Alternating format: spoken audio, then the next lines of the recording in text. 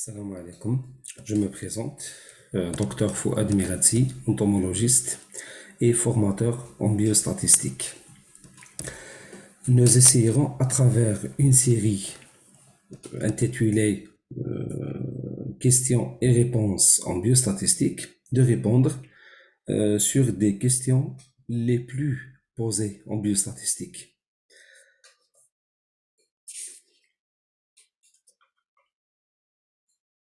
En commençant par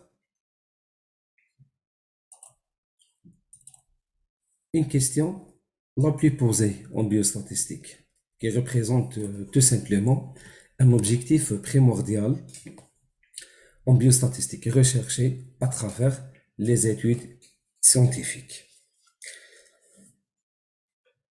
Comment choisir un test statistique le plus convenable pour traiter mes résultats de thèse ou articles scientifiques? C'est une question très importante en biostatistique, qui représente un objectif essentiel dans les études scientifiques, bien sûr. Pour répondre à cette question, il faut bien sûr suivre des étapes. La première étape, tout simplement, il faut commencer par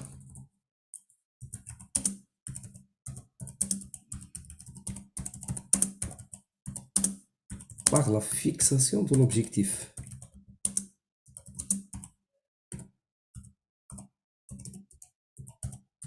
De l'objectif scientifique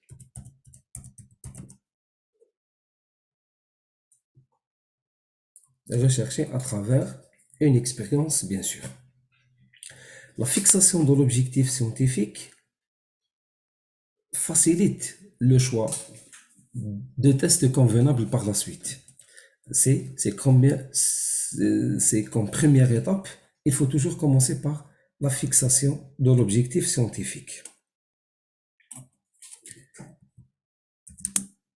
Deuxième étape, il faut déterminer par la suite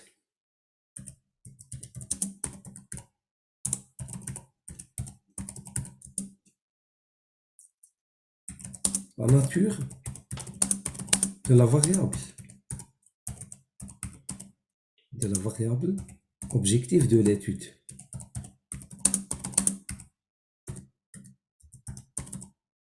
Il faut déterminer la nature de la variable objective de l'étude, tout simplement. Car les tests statistiques sont multiples et divers. Il existe des tests statistiques qui traitent des variables quantitatives et il existe un autre type de test qui traite les variables qualitatives, bien sûr.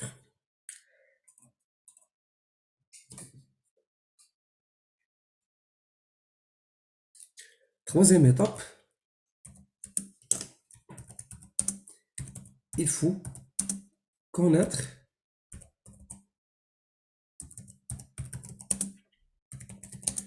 une gamme importante de tests de base, surtout de base en biostat. La connaissance des tests de base en biostatistique, surtout le principe des tests, facilite bien sûr le choix de tests statistiques convenables.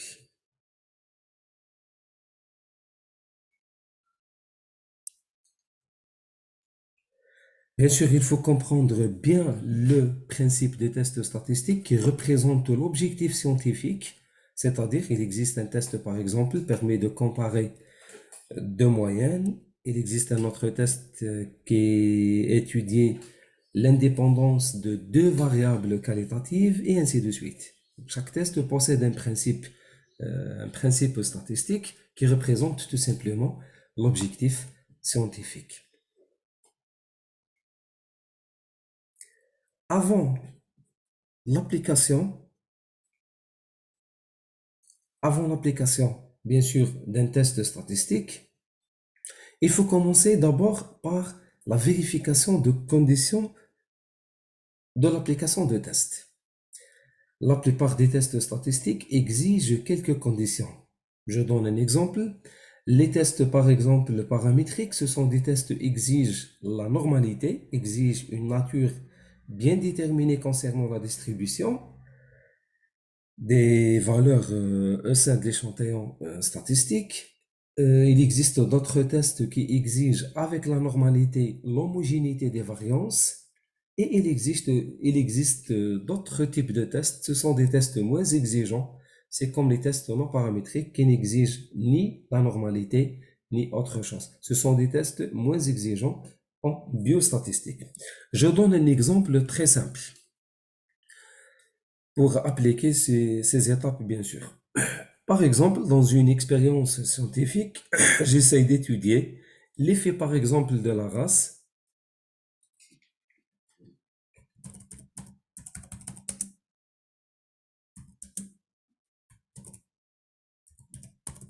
Étude de l'effet de la race sur le gain de poids. Sur le gain de poids. Supposons qu'on a deux races différentes, la première race et la deuxième race.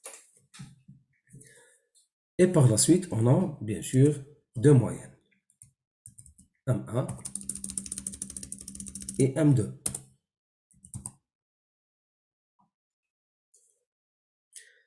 Voilà, chaque race possède une moyenne spécifique. L'objectif recherché à travers cet exemple très simple, c'est la comparaison entre les deux races ou la comparaison entre les deux moyennes. Est-ce que les deux races possèdent le même gain de poids ou il existe une race qui donne bien sûr un gain de poids élevé par rapport à l'autre? Tout simplement, en statistique, nous cherchons d'étudier bien sûr la différence entre les deux moyennes. Est-ce que les deux moyennes sont statistiquement différentes ou la différence statistique entre les deux moyennes, c'est une différence non significative? Premièrement, on a fixé l'objectif scientifique, c'est tout simplement c'est la comparaison entre les deux moyennes. Est-ce que les deux races possèdent le même gain de poids ou il existe une race qui a donné un gain de poids plus élevé que l'autre? La deuxième étape, la nature de la variable objective de l'étude, c'est tout simplement c'est une variable quantitative, c'est le gain de poids. Et en troisième étape, il faut choisir un test qui permet de comparer deux moyennes, tout simplement. Comme test statistique de base, on a plusieurs tests en réalité permet de répondre à cette question, mais nous essayerons de donner un test très simple. C'est comme le test T de student, ou par exemple le test le plus connu, c'est le test ANOVA à un facteur. Soit le test T de student ou le ANOVA à un facteur, ce sont deux tests qui permettent d'étudier la différence entre deux moyennes. C'est-à-dire, le test T de student, c'est un test paramétrique comme le ANOVA à un facteur. Pour appliquer ce test, il faut commencer d'abord par la vérification de la normalité et par la suite, c'est un test qui exige une deuxième condition qui est la vérification de l'homogénéité des variances. L'homogénéité des variances pour appliquer ce test, bien sûr. Il existe un autre test dans le cas où les variances sont hétérogènes, c'est-à-dire inégales. On a un autre test qui est le test T de Welch. Au lieu d'appliquer le test T de student en appliquant le test T de Welch. Sinon, la vérification de la normalité implique directement l'application de ANOVA à un facteur. Voilà, c'est une petite explication concernant un objectif très recherché à travers les études scientifiques, c'est tout simplement comment choisir le test convenable pour traiter les résultats des expériences. Je répète et je résume en bref. Pour répondre à cette question, tout simplement, il faut toujours commencer par la fixation de l'objectif scientifique de l'étude, tout simplement. Comme deuxième étape, il faut déterminer la nature de la variable. Est-ce que c'est une variable quantitative ou qualitative? Et par la suite, il faut comprendre ou il faut connaître une gamme importante des tests de base en biostatistique concernant toujours le principe statistique, l'objectif recherché à travers l'application des tests. Mais avant l'application des tests convenables, il faut commencer toujours par la vérification des conditions de l'application. On a donné un exemple très simple comme le test T de student ou le ANOVA facteur. Ce sont des tests paramétriques, exigent la normalité et des fois il existe des tests qui exigent d'autres conditions complémentaires. C'est comme la vérification de l'homogénéité de variance. Et merci pour votre écoute et à la prochaine vidéo, Inch'Allah.